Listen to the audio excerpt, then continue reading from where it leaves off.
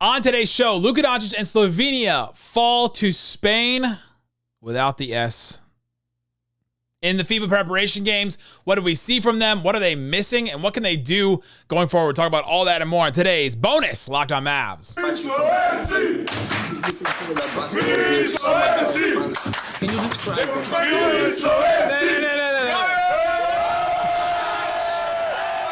Welcome. You're locked on to the Dallas Mavericks normally, but today we're talking about Slovenia. My name is Nick Angstadt, media member and NBA channel manager of the Locked On Podcast Network, your team every day. Today we're going to talk about Slovenia against Spain in the FIBA preparation games. They lose 79-99 in a game that was not televised very much. I had to watch it in Spanish from a Spain channel from somewhere, but got a lot to get into on this one. And we'll start with just how good it looked from the start. There's one thing in this game that I think really stood out. That Luka and Slovenia end up losing this game. It's a preparation game. It's an exhibition. It's a friendly. Again, they don't really matter too much, but you're trying to find what works for this team in this, quote unquote, new iteration of this team, even though we've seen a lot of these guys before. We've seen a lot of these guys in Euro Cup, in Olympics, in, competitions in the past. We've seen them before. They've played together before. But it is still a new iteration. There's no Goran Dragic. Vlako Čančar is injured and is out for a long time now. It's Luka, and it's a bunch of guys that, are either coming up or kind of going out. They're just an interesting group of guys now, and somebody else has to step up besides Luka.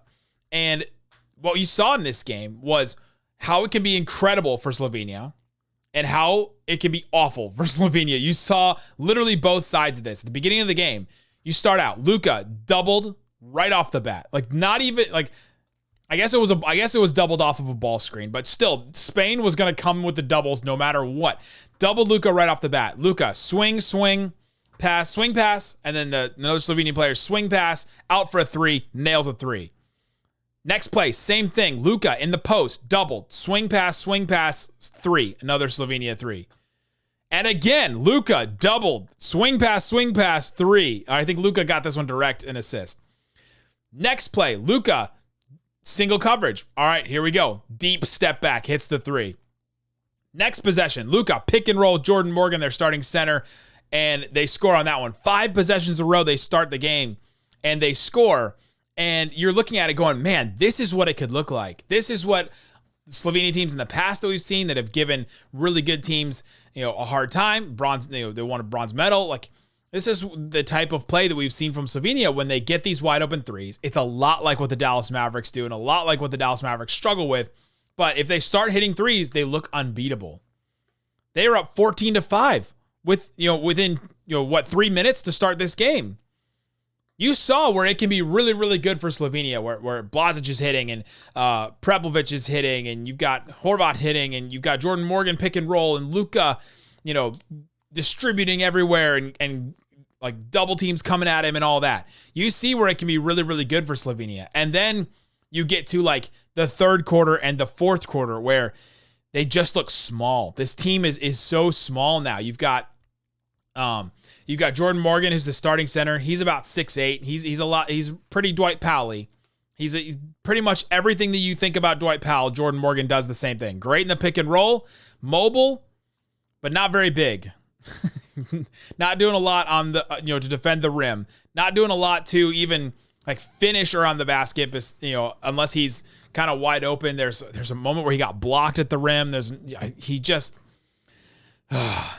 that I'm going to struggle. I'm going to struggle with that one. And then, you have Vlako Čančar was supposed to be a big wing. He's out. They've put Zoran Dragic. He's kind of a big wing. They put him on the bench. They're trying other guys instead of him. They're just a really small team now.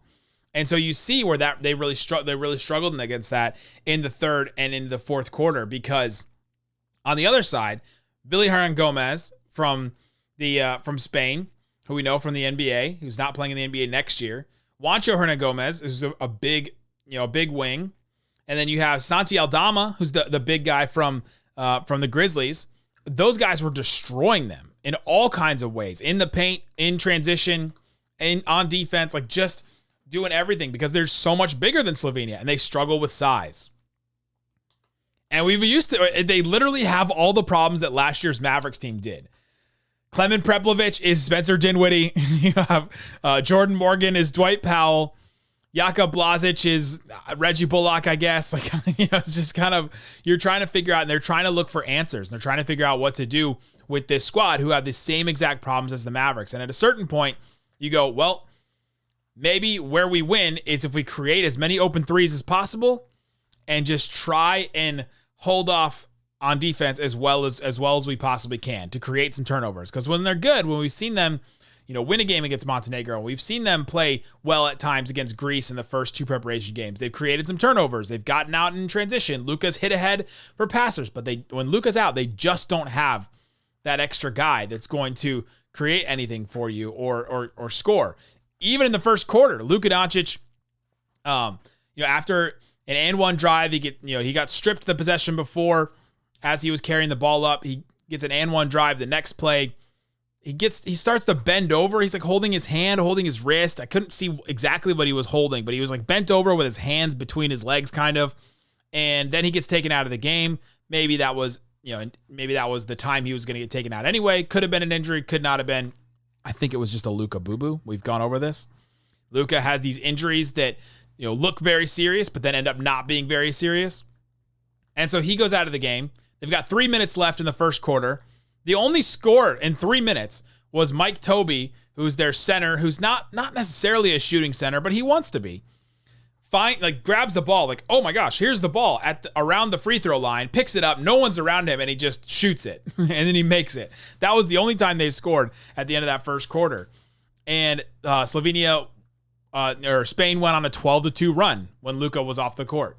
They were dealing with Luka on the court. They got up to 25-14 with 3 minutes and 30 seconds left in the first quarter. So they were up by 11 at that point. And by the end of the first quarter, they were only up by 1. Basically a 10-0 kind of run there for Spain. Second quarter, we started to see something that I've been looking for from this team, that I've been calling for. If you've listened to some of these post-game reaction shows, you know that I've been asking for this. Ziga Samar is a young 22-year-old 6'6" guard that's got some of the similar skills as Luka. I want to see him a little bit more. I think he can give them something. I think he can help get them some buckets. And he had a really good stretch there. And he was playing with Luka. Got Luka an easy bucket. He ripped a rebound away from a guy and got a little floater at the rim. He just can do some things that nobody else on this team can do with his size, passing ability, and all that. And we started to see that at the beginning of the second quarter. And then they never went back to him. And then they never went back to him again in this game, or at least not with Luka. And so that's something that I just still think that I know they're probably not looking to him because he's 22 and he's young and he's not Luka. So he's not coming in with an automatic pedigree of, this guy has to play. He's our best player guaranteed. It's different when you've got a 22-year-old guy that looks like that than a 22-year-old guy that's showing some promise that has to, be brought into this. That's not like a guaranteed star type player. It's just so different, especially in European, leagues where Wembanyama's not going to play all the time. They had to kind of create a team for him to play all the time. Luka, not necessarily going to play all the time. You have some of these guys that come over from European leagues to the NBA, and they play more in the NBA in their first year than they did with their European team because NBA teams are willing to do development and willing to play these guys, and European teams want to win right now. And so it's that's just a little different from what I've heard and watched and seen. In the second quarter, though, Luka also kind of tweaked his left knee a little bit. Joe Varden I think he's still with the Athletic. Joe Varden reported on this that on a closeout on Santi Aldama, who's taking a three. It was a wild closeout from Luka. He kind of flew at him, flung his arm up in the air, and then they both fell down. Got called for the foul. Said he tweaked his knee. He did stay in the game.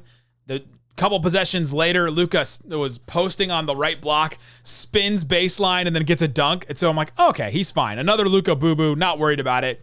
But then right after that dunk, he goes back into the locker room. They show him on camera going back into the locker room, and you're like, what is going on? And then he comes back on the court at 3 minutes and 50 seconds left. So he was literally only missed like 4 minutes of time of game time there. And he came back on the court, and they finished the first half. They were down 41-51.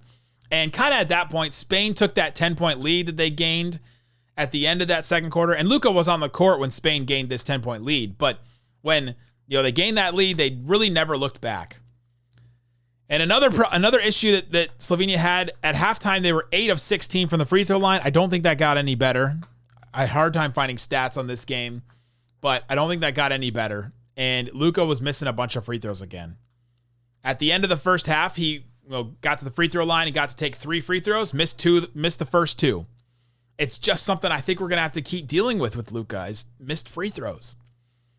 I know it's a struggle. I can't explain it. It's one of those things where he's just such an incredible player, and he has this one thing offensively. He's good at everything. Catch and shoot threes and free throws. Maybe he doesn't have to be stationary. Can we get him moving? Can we get him moving on some free throws? And so Luka tweaking something in the second quarter. I'm not worried about it. Slovenia struggled to score without Luka. Again, we've just seen this over and over, time and time again. Also, this game was really physical.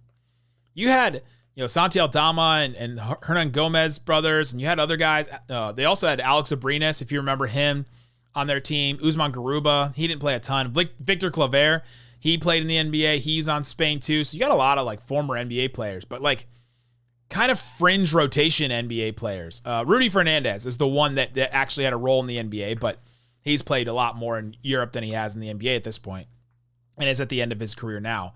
But this is such a physical game. These guys were not, holding back. There was a moment in the fourth quarter, 8 minutes and 30 seconds left, where Bine Preplovic, Klemen Preplovic's cousin, was boxing out with Willie Hernan Gomez, and I have a really hard time not saying Hernan Gomez because that was such a joke for us for so long. But now he's not in the NBA. So, but Willie Hernan Gomez, and Willie kind of grabbed him by the shoulders and threw him. But while he did that, his right elbow smacked Bine right in the face, and he goes down, and Bine went right after him, did not care, straight up ran up to him, almost got in his face, and Luca came back and had to hold him back.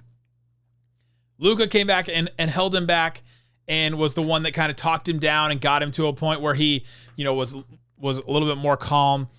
And I saw that, and then I also saw in a huddle at one point they're down, and Luca was the one talking. You can see Mavs blog on Twitter tweeted a bunch of these. He'll probably post a compilation highlights to his YouTube channel as well.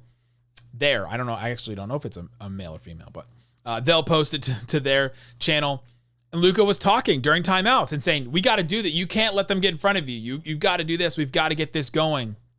And we're starting to see some Luca leadership, and I think that's something that's exciting, because if he starts to take leadership on his national team in Slovenia, it takes ownership of that. Eventually, it'll come over to the Mavericks, and he'll take ownership of that. And you need him to. And so Luca showing leadership in a small moment like that, but also in huddles and also on the court pointing out things. And the next thing is for him to take leadership like Dirk did. The kind of lead by example. And the leading by, when he starts to become a leader vocally, I think he'll start to become a leader by example. And that's something that I think could be really great for him, to not get on the refs all the time, to take what he's doing on the court seriously when he's doing it, and to to take his conditioning seriously and all that kind of stuff. So that's something that I saw that I thought was interesting. Slovenia still struggles with size. They did in the whole second half at center and on the wings, because it wasn't just the bigs. It wasn't just that Jordan Morgan's small, Mike Tobey's a little slow and not really like a 7-footer, and also D. Mitch is not really a 7-footer either, but their wings, anytime they switch, any kind of switch, and Spain's got a lot of guys that can do a couple things. The Hernan Gomez brothers can handle it. Santi Aldama can handle it a little bit. You've got these wings that can handle too, and anytime they switched, it was bad news for Slovenia. You've just got these really small guards, Blazic, Horvat, Nikolic, Preplovic, Klemen Preplovic. You've just got these small guards that just struggle with size. And that's something that Slovenia is going to struggle with. And they play Team USA tomorrow, and I'm really interested to see how they play. I'm interested to see what Luca does. The Slovenian coach afterwards said the plan is for Luca to play against Team USA, but it depends on Luca. They'll see how he feels, see if any of those Luca boo-boos are really going to affect him. And so I'm interested to see what happens. But there you go. That's Slovenia versus Spain. If you missed any of our Dirk Nowitzki Hall of Fame stuff, we've just done a couple episodes about that the last couple of days. Lots of stuff from us. Guys, thanks so much for listening to Locked On Mavs Slovenia. Peace out. Boom.